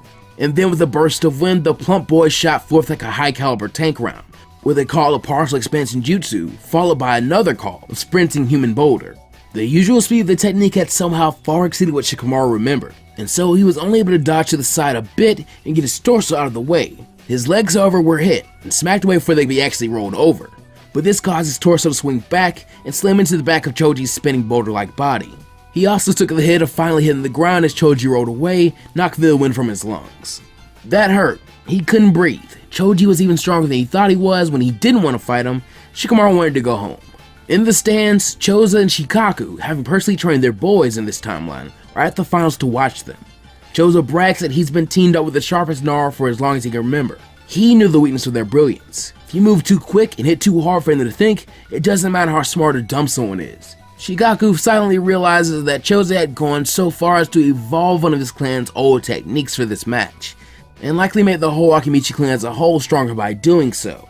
He nor Shikamaru had taken this that seriously. They mostly just played shogi for this, and he was curious how much Choji wanted to win this match. Still gasping for air as he notices Choji veering and about to roll back to hit him once again, Shikamaru reaches into his weapons pouch and chucks down a small palm of his own, attempting to get out of the way and inches to cover the nearby trees. Once he realized that Shikamaru had done so, Choji stops his rolling and releases his technique, reaching into his own weapons pouch and pulling out a kunai and ties one explosive over to it. He then throws it directly into the cover of the trees to smoke his best friend out of them, only for a well-placed kunai from Shikamaru to deflect it and cause it to clank off and fall to the ground just as the explosion went off. Growling in anger, Choji prepares to take evasive maneuvers, being smart enough to realize Shikamaru's long-range advantage over him for now. It was a smart move as Shikamaru began to copy him, flinging explosive kunai just about everywhere the chubbier boy had decided to stand, but surely he'd run out soon, and so he did. But once he did, Shikamaru began to walk out of the woods confidently. Choji could tell he was flat out of kunai, and likely ready to give up. In fact, he expected him to raise his hand and do just that. But instead, the Nara flung his jacket off and tied it to a kunai like a parachute before sprinting towards him. The Akimichi realized at some point his friend had been infected by his own drive to win, though he likely doubted that all-you-can-eat barbecue was on the line for Shikamaru as well. Guessing the trick his best friend was about to go for and not wanting to underestimate him, Choji once again drops into his runner stance and this time uses a much weaker sprinting human boulder. He was aiming directly at the oncoming Shikamaru and planned to give him a good love tap to end the match. When the boys were mere feet apart, Shikamaru stopped on a dime and Choji strangely did the same, although much more sloppily. But his body continued to roll when upturned the loose dirt, broken and loosened up by Shikamaru's rain of explosive kunai. Shikamaru watched gleefully as Choji accidentally buried himself due to his own power and rotation. By the time he stopped, his entire body was nearly not visible. The match is called, and Shikamaru quickly goes to helping Choji dig himself out. Now it was finally the third match, and Kiba's time to shine against the so-called best Guinea in the leaf, Neji. The two took the field with Kiba letting Akamaru down from his head and telling him that they have to show up Naruto and Nozomaru since they had lost. The puppy agrees wholeheartedly. Neji, on the other hand, though having come to respect the Inuzuka clan as one with much more power than he initially thought, Neji still looked down on Kiba. The fool had urinated on himself to defeat an opponent. How could he not? With a gleeful smirk at the look of disgust on Neji's face, Kiba bent down and twisted Akamaru just so low enough that even sending chakra to one's ears wouldn't allow them to catch it. He reasserted firmly that they were going to beat this guy, and the puppy, instead of barking this time, kept his mouth closed and nodded once. It was an oddly human gesture for him to make, something one could find happening between Naruto and Nozomaru, not usually Akamaru and Kiba. Kiba, of course, never noticed it, but from the stands, Sumei keenly honed in on the slight detail. Beside her, Naruto and Nozomaru sat, ready to watch the match, their teammate Hinata at their side. Getting a call of their match a go, and wordlessly, Kiba and Akamaru met preparation for all-out combat, transforming and utilizing the human beast's mimicry technique. Neji ready to stance and allowed his Bakugan to spring forth. The Kiba to the right grout to the other, go for a walk. Neji witnessed as the two summoned a large amount of chakra to the tips of their feet and the palms of their hands, but after that, it was very hard to keep track of their movements. He realized that these mongols utilized the lesson of the tree walking exercise as a way to casually speed up an already speedy technique, because remember, Kiba isn't exactly slow in canon using human beast mimicry. Neji has a small bit of trouble trying to see the two Kibas at first. His body just isn't able to react at the same speed or one fast enough to counter this version of Kiba. That is until the speed gradually slowed a bit as Kiba starts to burn through more and more chakra, or his eyes and mind starting to adapt this strategy, possibly even a mixture of both. With this development, he is able to notice that one of the Kibas is about to strike from. He strikes out and nails Kiba's left shoulder head on, stopping the uppercut he was about to be slammed with short by a few inches and sealing up the chakra point to boot. Kiba was already breathing hard, showing that this technique was far from being mastered by him. But he smiled and reminded Neji that he had a dog.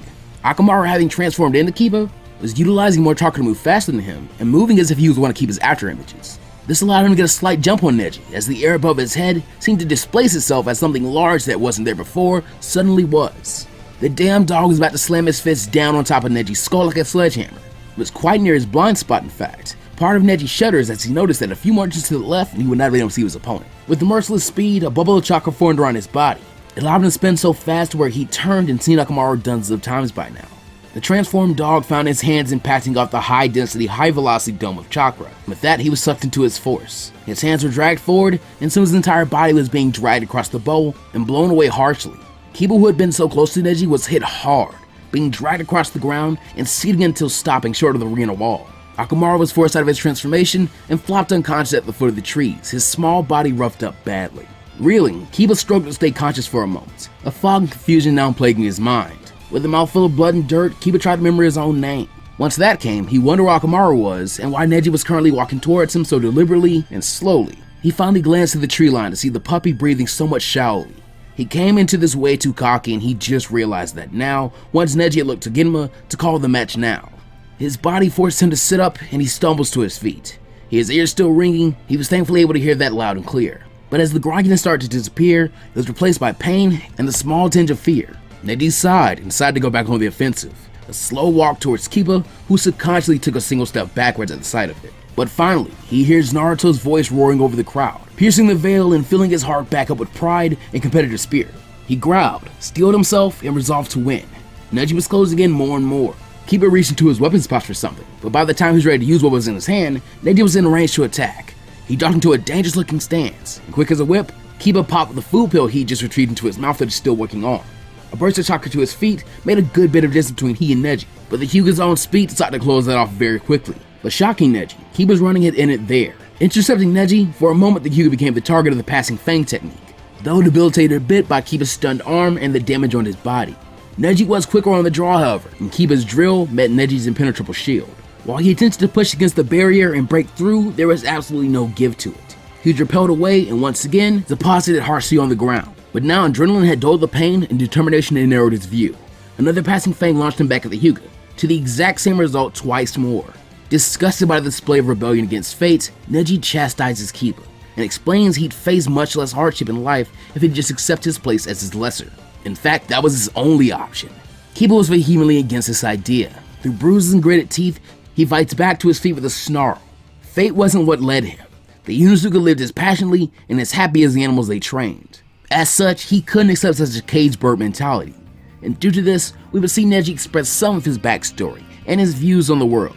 Nothing as in-depth as what we got in canon though, nothing about his father's death and his grudge towards the Hyuga main branch, but a nice condescending speech about why Kiba's lineage makes him inferior to Neji. It's a chance for Neji to still regurgitate some dangerous, dogmatic, elitist ideals, somewhat to make the claims and reverence to his uncle in the main branch, and somewhat to still demonstrate that he's blind to his own ideology. In his head, Kiba was racking his brain for some kind of way to pull this out of the jaws of defeat. He had been hoping that Akamaru would wake up by now, but what use did that do in the end? Neji didn't seem extremely tired, and Kiba had hit his rotation from every angle he could think of, and it was tough everywhere. He was even under the impression that it was airtight since for a moment during its use, he couldn't smell Neji's scent as strongly. So there was a hole in it somewhere. He just had to sniff it out. As he showed the last part, Kiba's increased ingenuity in this timeline has become one of his greatest weapons, much like it is for Naruto himself. With an idea and nearly drained to zero, he once again flies into the passing fang, only for Neji to once again attempt to counter using rotation. Having tricked Neji, Kiba would actually veer away at the last moment, flying himself straight to the unconscious pup's side. He quickly pushes the food pill into the puppy's mouth and slips him under his coat just in time to jump away as Neji posts their former standing spot with Shuriken. With only one hand to hold Akamaru in his jacket, Kiba couldn't rely on the passing fang for maneuvering. This forced him into running with everything he had while Neji gave an expert and precise chase. Hiding was relevant, and the Hyuga was fast enough to catch up quickly and keep him on his toes, though it was very clear that Neji was forcing him to put his back against the wall and allow him to cut off his escape routes and put him down for good. But finally, he felt the furry lump in his jacket rustle and his pup's head popped out of the top of it. His fur now red and his demeanor angry.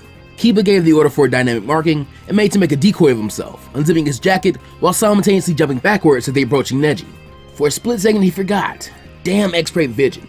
Neji had seen through the ploy to hide Akamaru's awakening, and Kiba was paid back for it by receiving a shuriken to the shoulder before he could react to it and get out of the way of a rushing palm strike that once again sent Kiba sprawling. But Akamaru was on a mission after receiving his master's order. Enhancing his speed as much as he could and using his small body to his advantage, the intelligent creature attempted to get very close to Neji. Just a few inches close to their opponent should suffice for what Kiba's idea was. Neji didn't allow the approach easily, but Akamaru's size and speed helped him dodge narrowly until he was nearly in range. Once he had gotten within kicking range of the Hyuga, the dog suddenly skidded to a halt and scampered off, waiting the ground fearfully as he dodged the kick from Neji. The Hyuga recognized this at the same moment that he noticed Kiba once again using the passing fang towards him, and Akamaru doing the exact same the other way. Realizing the danger, Neji once again utilized the rotation only to receive no impact to the dome. Outside of it, the two partners were expertly orbiting it and weaving around each other as if not to crash. Neji knew if it was a test of stamina the two wanted though, he would be the one to win, because fate had already decided that, what was that noise? That was when he saw it, as whatever had caused the noise had gotten big enough to grow outside of his blind spot. Kiba and Akamaru had found it and were breaking their way inside of the rotation. Using scent, Kiba and Akamaru have found the weak spot in the rotation the same way Kidomaru did in Kennen with his arrows. The two, tired and bloodied, had stuck their heads up to Kiba's shoulder and nearly all of Akamaru's body inside. Neji's eyes widened fearfully, as it took a moment to decide whether to break the rotation and attempt a new one, or counter the attack before they could break in. The hesitation cost him. Kiba seemed to tear the barrier open a millimeter wider, and Akamaru jumped the rest of the way in.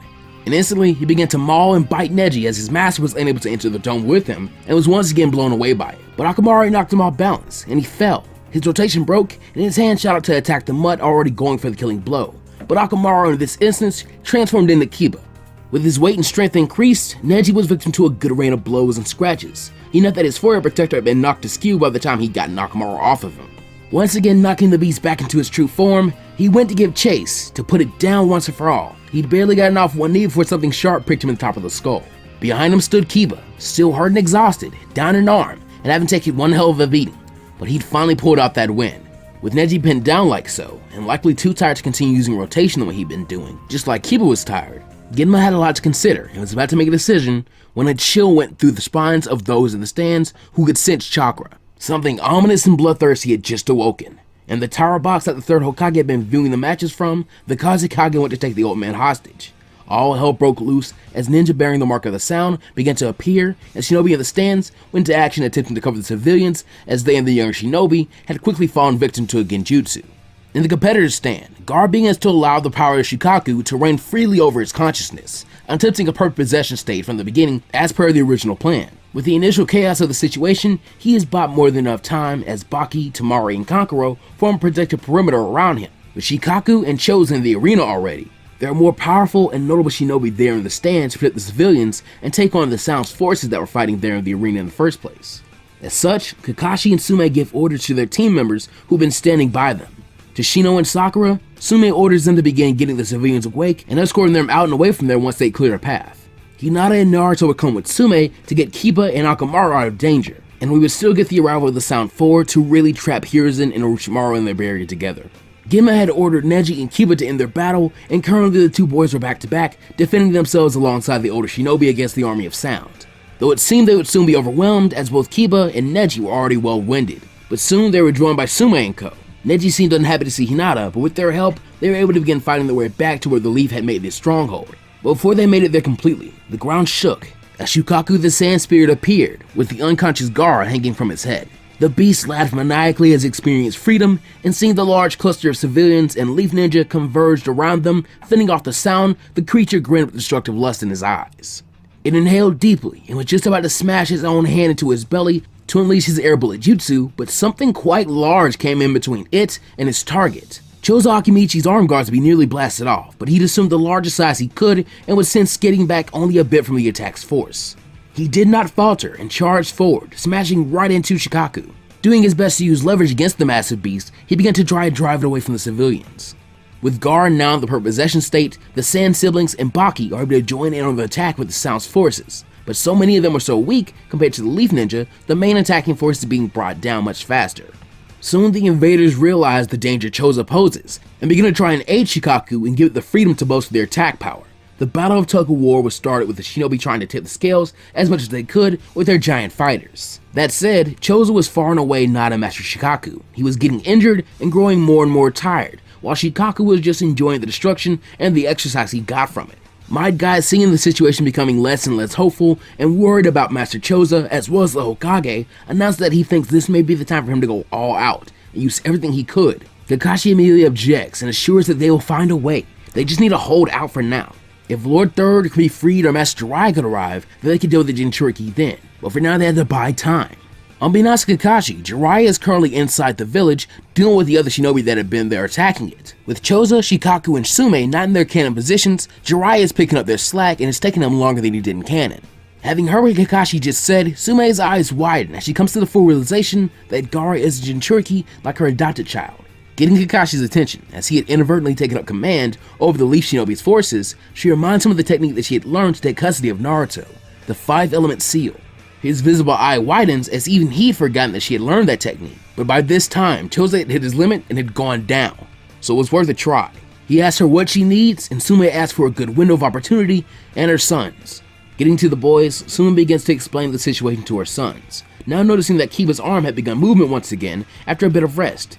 She could even smell that Hinata had offered he and Akamaru some of the healing ointment that she had used on Naruto's wounds, which inherently made it seem less effective on Kiba. Kiba's confused and somewhat impressed on why his mom was the only one who knew how to do this, or why she even knew. In a rush, Sumei was about to tell Kiba later, but instead, Naruto blurted out that he was like Gaara. Kiba was stunned into silence for a bit, and looked Naruto in the eyes. He blinked in realization and nodded his head sharply.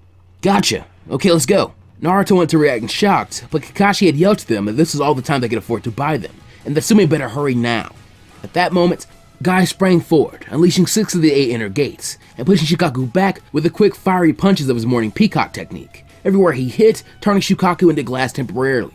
There was their opening. Sumei had quickly explained the base of the technique they're about to use. They would all use the Fang over Fang simultaneously. It was known as a Synchro Fang over Fang. Basically what we see them do in the 3rd Hokage vs Ninetales boss fight in Ultimate Ninja Storm 3. Using that, they were going to blitz Shukaku and get Sumei to the head and to Gaara. There was no time left. Guy's barrage was slowing despite the man's yells of youth and pushing past his limits through this ordeal.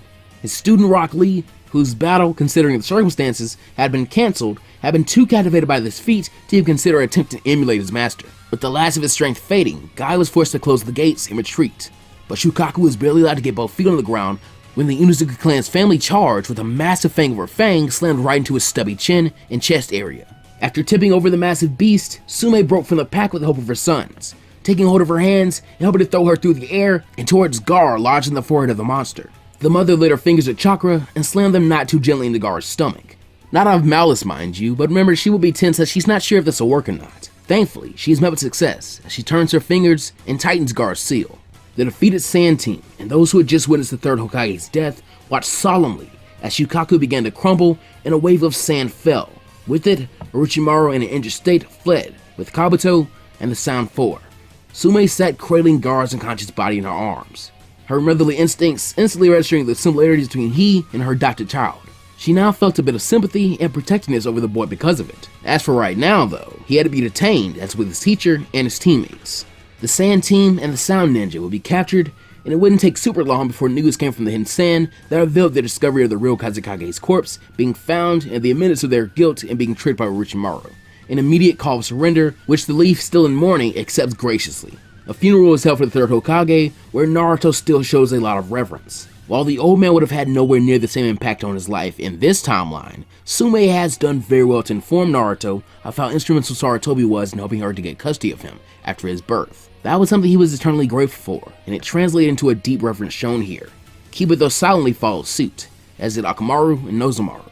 The Sand Team's release from the Leaf's prisons would be as peaceful as could be. Before the village had declared their surrender and the Kazekage's death, Ibiki had not been kind at all in his questioning. Gaara did however receive the blessing of having Sumei step in to act as his interrogator. By the reaction of Ibiki leaving the room, she didn't seem like she was supposed to be there, but she had the confidence like she did. He was aware of the woman somehow, remembering her from the last few seconds of the battle the other day. Sumei would remain calm and go through all the questions that needed answering, and surprisingly did so in as non-threatening tone as possible.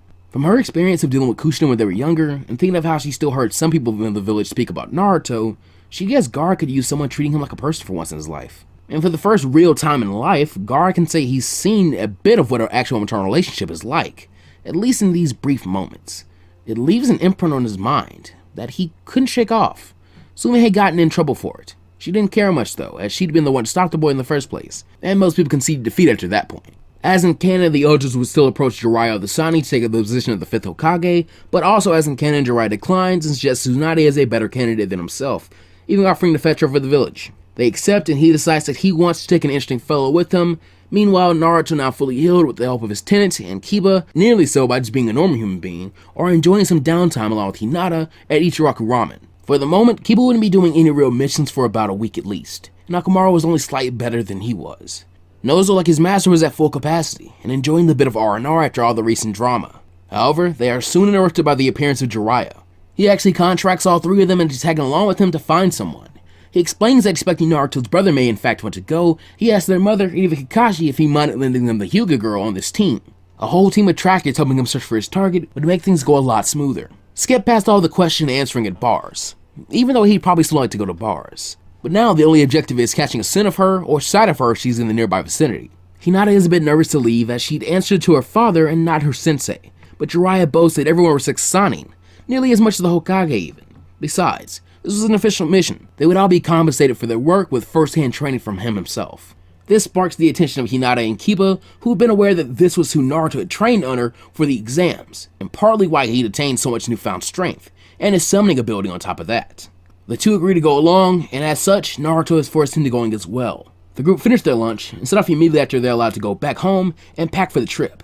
Sumei warning her boys to do everything Master Jiraiya says.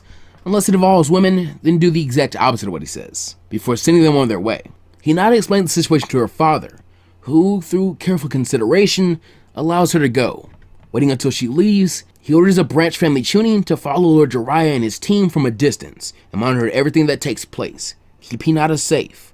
While Hayashi would certainly respect Jiraiya as his better, by a large degree even, after an attack on the village, it paid to be cautious in the shinobi world. The crew would journey until reaching an inn in the evening, where Jiraiya booked a room for him, Kiba, and Naruto, and one for Hinata right next door. In the village, Kakashi, Asuma, and Kurenai deal with the issue of cloaked visitors into the still recovering village, which ends up with similar results to canon. Even this timeline's much faster. Sasuke tracking down Naruto and Jiraiya's search party, where he finds the blonde boy, as well as the Hyuga heiress and Kiba, staring down and grinning Kisame, who blocked them from reaching Naruto, who was nearly hypnotized by his brother, with the likes of Akamaru and Nozomaru barking up a storm. Without the Chidori in this timeline, Sasuke would attempt to achieve his vengeance with the same amount of excesses in the original timeline.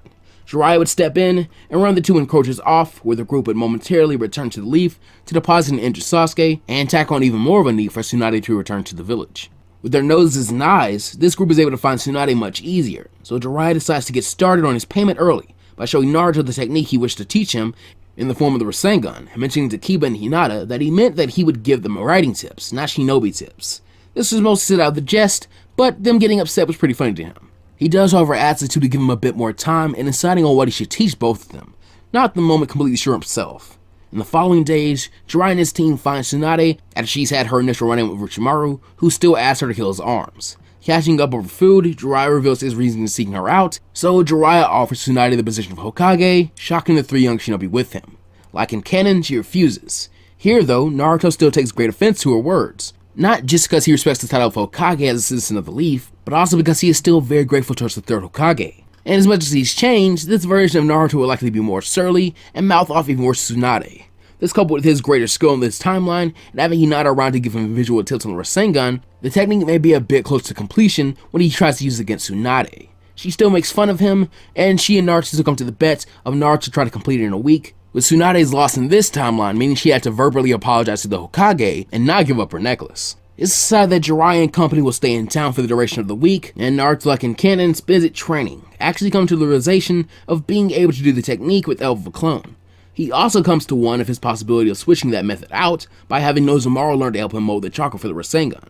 It adds some extra difficulty, but he'd already saw the mystery of the technique, and this would be much more efficient on chakra. Concurrently, Jiraiya would find the techniques that he attempts to teach Naruto's brother and friend. For Kiba, he sets about attempting to have the boy learn the Wild Lion's Mane technique. His thinking being if he were able to equip the tip of the passing fang technique with the still sharp hairs, it'd make the drill attack much more dangerous. If Akamaru could learn it as well, then that'd double the trading power. and teaching a dog ninjutsu would be pretty fun, he realized. For Hinata, he scratched his head for a while, but he'd finally thought of something fitting: the toad flatness technique. It was one which required decent chakra control, and in the hands of a Hyuga, it could be used for some extra intelligence gathering, tracking, and covert operations, possibly even combat applications. Now, unfortunately, I'm going to have to cut the story off here for right now.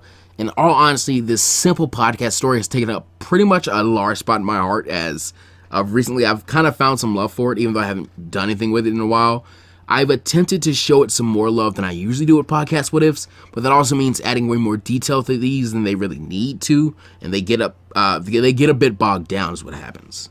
Which is why you see post time skip Naruto and Kiba in the thumbnail. This video has 12 pages in script so far, so I'm just going to pretty much skip past the prospect of the end of the Search for Tsunade arc, even though having Orochimaru and Kabuto with Kiba and Hinata present could be a really fun fight. I think it's going to be adding way too much detail in it from my part, and it'll be way longer. I just can't afford to do it with this series right now because I'm trying to finish it off with some level of quickness to it. So we're going to conclude this arc here and just say that everything goes pretty much as in canon, and I'll ask you guys a few questions here. Number one is, how will we move forward in this? Because Sasuke is not burdened by the curse mark to be influenced to seek out Orochimaru's power, so what is his next move? Does he still feel like there's a growing power gap between he and Naruto? Does he feel superior to Naruto since he actually beat him in the Chunin exams? Very curious to see what you guys think Sasuke's next move is going to be. I also want to take this time to say that it's pretty obvious that things have been changing with the channel for a while. Uploads have been inconsistent. The podcasts have been coming out weekly. The other channel hasn't been receiving weekly updates. That's because things are changing. It really and truly just got way too hectic to balance a class schedule and classwork and homework from college with a upload schedule, and then a weekly podcast, and then try and do a live stream there, and then try and do a fanfiction reading on that other channel. It just got to be way too much. So the current goal is going to be trying to fine-tune doing the podcast, and I think what I'm going to end up doing is building up on a lot of the good ideas for the podcast and making it a thing that really only happens during the summer. Also, I'm going to be implementing a light goal to receive a part 4 for this series. If you want a part 4 that goes through the conclusion of the Naruto story and this timeline, we're going to have to get this video to 3,000 likes. I realize you guys enjoy the story. I enjoy talking about it. But for me to do a podcast, it takes time. I have to actually sit down and record it. Even though I did boast a lot about how quick these are to make, they're not too quick.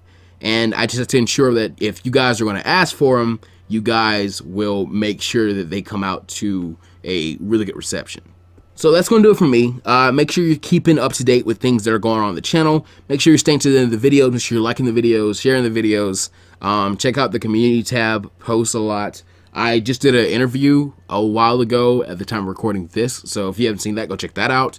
Hope you guys enjoyed the podcast. Shout out to the amazing sponsors and patrons of the channel who really and truly do run this channel almost directly, just because that guaranteed income from making content is just so well worth it when you have to invest back into the content. But that's going to do it for me, guys. I've been rambling.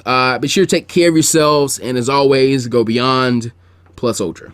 See you guys next time. Crimson Manifesto, DJ the Lazy Gamer, Dominique, Knuckles OX, Pizza 15X, Aaron Winters, Narku, Normandy 1998, Jay Ray, Stephen Norton, Shao P, Anthony Canales, Daniel Smith, Inebriated, Infernate Beast 326, Jamal Hayden, Kevin, Adrian Carr, Samuel Viveros, Vegito Gaming 78, and Zach Haji.